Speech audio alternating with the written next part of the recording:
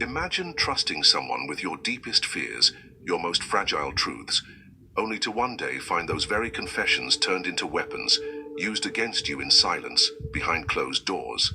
Imagine thinking someone is on your side, only to realize they were always playing a game you didn't even know existed. Think, how well do you really know the people around you? What if I told you that the illusion of friendship is one of the most dangerous deceptions in the game of power? That beneath the smiles, the camaraderie, and the shared drinks, there exists a battlefield, a quiet strategic war of influence and ambition.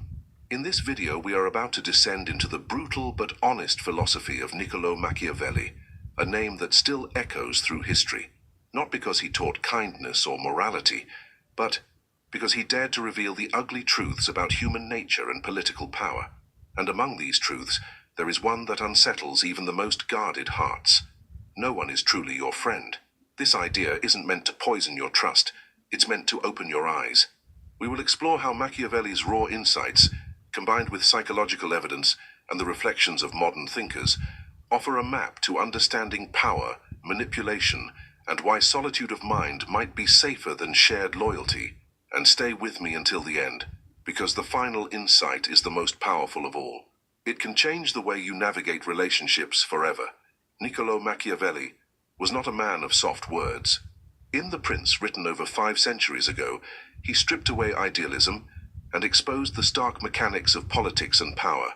He suggested that people are not loyal out of love or integrity, but out of necessity and fear. That alliances, even friendships, are transactional, conditional, fragile. This is not just philosophy, it's psychology. Social psychologist David Buss argued that human relationships, even the most intimate ones, often operate under hidden strategic motives. Friends can be allies, but only as long as their interests align with yours. Transform trillions of signals. But only as long as their interests align with yours. When they don't, history shows that betrayal is not the exception, it is the pattern. But why is this so hard to accept?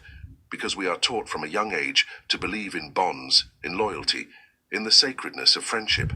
Yet life keeps showing us otherwise. Think back. How many friends have you lost when your success began to rise? How many people disappeared when you were no longer useful?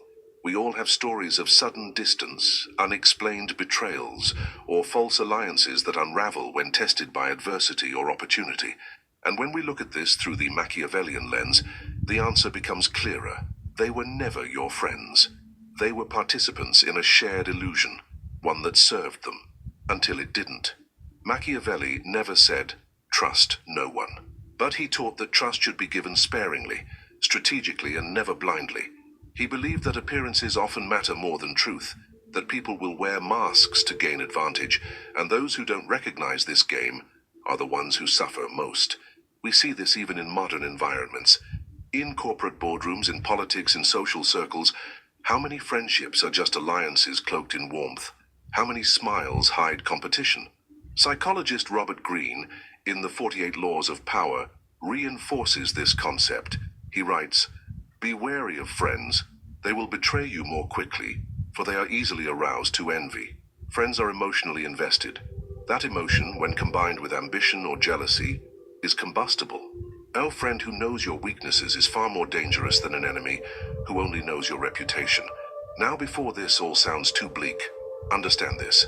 Machiavelli's intent was not to isolate you. It was to empower you. By realizing the limits of loyalty, you learn to operate from strength, not illusion. You learn to value discernment over blind faith.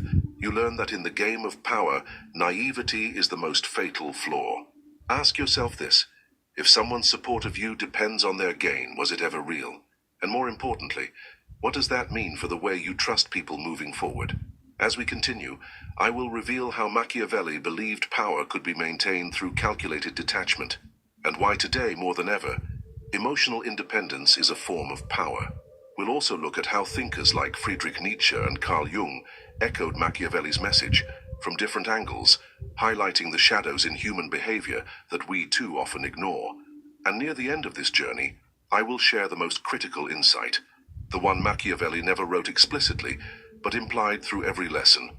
The rarest power of all is not to control others, but to master your own emotional dependencies. But first, let us go deeper into the psychology of betrayal, the true nature of self-interest, and how history keeps repeating the same silent betrayal, generation after generation. Have you wondered why betrayal hurts so much?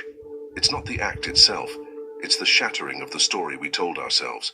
The belief that they would never becomes they did. That is the wound. And it happens when our internal idealism meets the external reality Machiavelli warned us about. We must examine this wound with clear eyes. Research by neuroscientist Antonio Damasio shows that emotional pain, like betrayal, activates the same parts of the brain as physical pain. It literally hurts. And this pain often blinds us to the lessons embedded within it. But for those willing to look, betrayal can become a mirror. See, it forces us to ask, why did I believe this person was different? Was it their charm, their consistency, their shared memories, or was it my need to believe in them? This is where power begins. Not in controlling others, but in understanding ourselves well enough to see where we are most vulnerable.